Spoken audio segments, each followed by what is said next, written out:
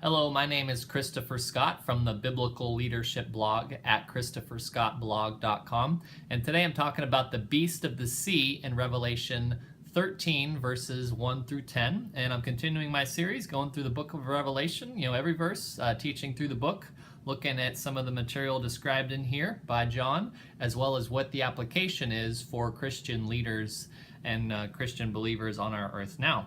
So I'm going to start by reading from the New Living Translation. I'll read all the way through the passage, and then I'm going to go through and describe and teach from the text verse by verse from my own translation that I have created. So let's go ahead and start. Revelation 13:1. Then I saw a beast rising up out of the sea. It had seven heads and 10 horns, with 10 crowns on its horns. And written on each head were names that blasphemed God. This beast looked like a leopard, but it had the feet of a bear and the mouth of a lion. And the dragon gave the beast his own power and throne and great authority. Verse 3. I saw one of the heads of the beast seemed wounded beyond recovery, but the fatal wound was healed. The whole world marveled at this miracle and gave allegiance to the beast. They worshipped the dragon for giving the beast such power, and they also worshipped the beast. Who is as great as the beast, they exclaimed. Who is able to fight against him? Then in verse 5, then the beast was allowed to speak great blasphemies against God, and he was given great authority to do whatever he wanted for 42 months. And he spoke terrible words of blasphemy against God, slandering his name and his dwelling, that is, those who dwell in heaven. And the beast was allowed to wage war against God's holy people and to conquer them. And he was given great authority to rule over every tribe and people and language and nation. And all the people who belong to this world worshiped the beast. They are the ones whose names were not written in the book of life before the world was made, the book that belongs to the Lamb who was slaughtered. Verse 9. Anyone with ears to hear should listen and understand. Anyone who is destined for prison will be taken to prison. Anyone destined to die by the sword will die by the sword. This means that God's holy people must endure persecution patiently and remain faithful. Revelation 13 verses 1 through 10. So in this passage, we learn about the beast of the sea. And there are three beasts described in the book of Revelation. The first beast is the beast that comes up out of the bottomless pit or out of the abyss. This is Satan, which is also described as the dragon in the book of Revelation. Then there's the beast of the sea that we did get described here. That seems to be some type of world leader or world dictator. And then there's the beast of the earth that is the right-hand man of the world dictator, and he's kind of the religious leader in the beast of the earth, which we'll learn about in another video. So let's go ahead and go through. That's kind of the false trinity. So the beast of the abyss, the beast of the sea, and the beast of the earth. So today we're looking at the beast of the sea. So it says, as we'll go through verse by verse here, then I saw a beast rising up out of the sea. It had 10 horns and 7 heads, and on its 10 horns were 10 crowns, and on its heads was a blasphemous name. Okay? So this beast is a fulfillment of the beast described in Daniel 7 that we'll learn about in the next verse.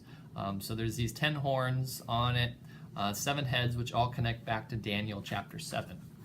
Then John continues to describe what he saw when he writes, the beast which I saw was like a leopard. His feet were like a bear. His mouth was like the mouth of a lion. Then the dragon gave the beast his power, seat, and great authority. So this is more clear connections to the beasts described in Daniel 7. So in Daniel 7:4, it talks about, maybe it's better to give an overview. So in Daniel 7, he starts to see these visions of the world empires coming up to the end. So he describes what he sees as a lion, a bear, and then a leopard. And then he sees this fourth beast that comes up. It doesn't have a name, but it's the most powerful beast, and it kind of consumes all the power of the first 3 beasts. And it's described there, a beast, a leopard, a bear, and a lion. All, the same 3 that we get mentioned here. So this seems to be, this beast of the sea is the 4th beast that Daniel sees in his vision in Daniel 7, if that makes sense. And the beasts usually are connected to, the lion is usually described as Babylon, and then the bear is usually described as Medo-Persia, and then the leopard is usually described as Greece, and then the 4th beast is Rome. And those are the 4 successive world empires that we know from world history that seem to match up with what John is describing here as a fulfillment of Daniel. And then the most important part of this passage probably is where it says in the last half, the most important part of this verse is when it says in the last half of the verse, "Then the dragon gave the beast his power, seat, and great authority." So Satan gives this world dictator some level of authority and ability to rule on the earth. Verse 3, "One of its heads," talking about this beast, "one of its heads was slaughtered unto death, but the wound of death was healed. The whole earth was amazed after this happened to the beast." So this passage here, or this verse here, starts to show us some of the counterfeit signs of the beast of the sea and the beast of the earth. There's certain things that Satan is going to allow these men to do, or God allows these men to do, that kind of counterfeit what Jesus has done or what the Bible has already described. And as these counterfeit events happen, people are going to turn towards Satan and evil instead of turning towards Jesus and God. Verse 4, "They worshipped the dragon because he had given authority to the beast. And they worshipped the beast, saying, 'Who is like the beast, and who has power to wage war against them?'" So here we see the evil people of the earth that start to worship this beast of the sea. Verse 5, "The beast was given proud words and blasphemies. Authority was given to him to work for 42 months. This is likely 42 months, the last 3.5 years of the 7 years of tribulation that's described in Revelation 6 through 19:10. Verse 6, "He opened his mouth for blasphemies against God, to blaspheme God's name and tent, namely those who dwell in heaven." Okay, to dwell, against God and his angels in heaven is who he's blaspheming. Verse 7, "The beast was given authority to make war against the saints and to overcome them. He was given authority over every tribe, people, language, and nation." So this is again a connection to this 4th beast described in Daniel. In 7:21, Daniel 7:21, it says, "This horn was waging war against holy people and was defeating them." Because remember, this is the 4th beast that Daniel sees. This is Rome, that is more powerful and kind of takes all of the power of the first 3 beasts into itself as the 4th beast. Then in 7:23 it says, "This 4th beast is the 4th world power that will rule the earth. It will be different from all the others. It will devour the whole world, trampling and crushing everything in its path." Then in verse 8 we read where John writes, "Everyone who lives on the earth will worship the beast.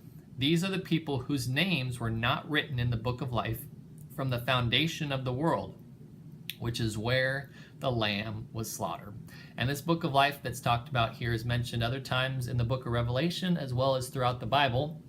And the book of life appears, at least to me, to contain the names of all the people who God has decided will be saved, right? You can see some of the other parts of the Bible that describe God choosing who will be saved in Ephesians chapter 1, verses 4 and 5, chapter 1, verse 11, as well as 1 Peter 1, 18 through 20 are some of the areas that we see God seems to decide who will be saved, and the book of life appears to contain the names of all of those whom God has decreed will be saved. Then, so let's look about possible identities of the beast. There's really 3 main views about this beast of the sea, and they're all pretty similar. They're not as different maybe as you would think. One is that it would be the Roman Empire, okay? So that this would be the Roman Empire as in a kingdom that rises up of the earth. Another view is that this is not the Roman Empire, but instead the Roman Emperor, meaning it's the king. That would be the beast of the sea. And the third view kind of combines both, where it says it's both the Roman Empire, the kingdom, as well as the Roman Emperor, the king.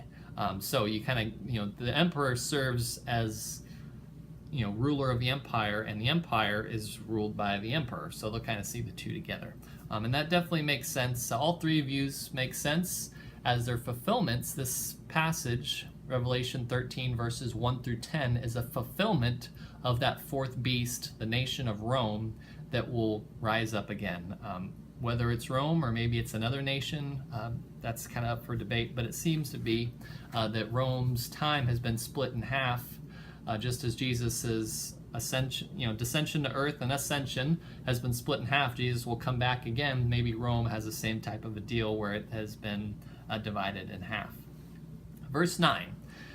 If anyone has an ear, listen, right? Pretty basic and pretty simple. Now, people who hold to the pre-tribulation rapture, meaning people who believe that Christians on the earth will be taken up to heaven before the 7 years of tribulation, people who hold that view see this as strong evidence that the Holy Spirit and the church is gone during the events of the 7 years of tribulation in Revelation 6 through 19:10. So this is a verse that they will use to support that, because there is something missing here in 13:9.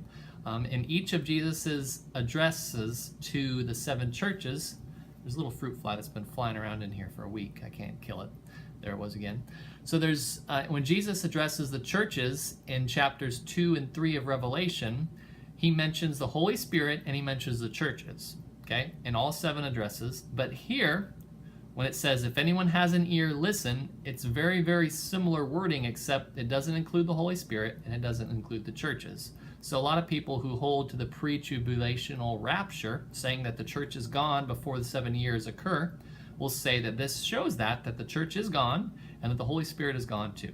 So I'm not really someone that holds whether it's a pre-tribulation or post-tribulation, but I just want to give to you that's one of the views of this verse, and that people will cite this verse to support their belief in the pre-tribulational rapture.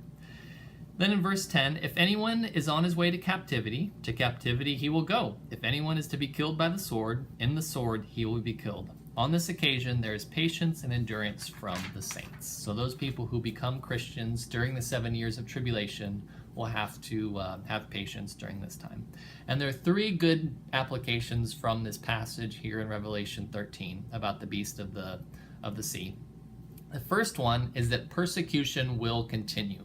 So things are going to get worse before they get better. In golf, we have a saying that if you're trying to get better and you take a lesson on your golf swing or work on your short game and you make some changes, a lot of times you're going to get worse before you get better. And the same thing happens here in the Bible, as well as into the book of Revelation. Things are going to get worse. Persecution is going to continue before things get better when God makes them new. Second, when we talk about this world leader, the beast of the sea in Revelation 13, we have seen glimpses of what this world leader might look like, right? So with Hitler, Stalin, Saddam Hussein, these terrible world leaders that we have had in the past, Nero, people like that, those are glimpses of what this world leader might be like. Now, I think the description here in Revelation 13 is someone we have not seen before. No one has had this level of power, over the earth, but we've seen little glimpses of what that might look like in our world history.